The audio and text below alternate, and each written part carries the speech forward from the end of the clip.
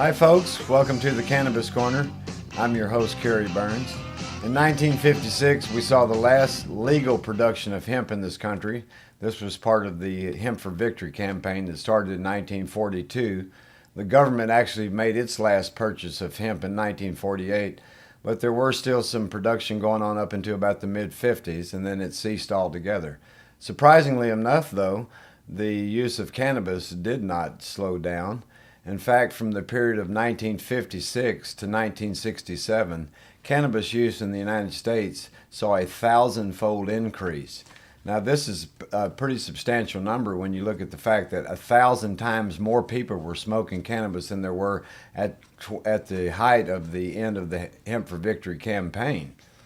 The Federal Bureau of Narcotics even saw this increase, and from 1956 to 1967, they actually added 50 more agents to their supply, and they went from about 220 in 1956 agents nationwide to a total of 279.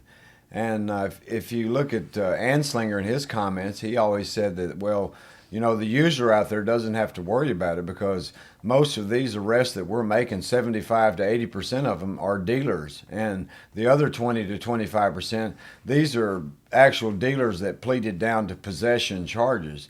So they were pretty much trying to make the claim that none of the users were being arrested, and this was just absolutely erroneous. In California in 1960, the primary narcotics arrests were for heroin use, and they weren't for distribution. These were just individual people that were caught, you know, shooting up heroin on the streets and stuff. And most of these were Mexican immigrants that had come into the country, and they were just in that part of society. It was sort of the low end of society, and they, you know, got addicted to heroin, probably brought the habit from Mexico. And this made up the bulk of the arrest going on then.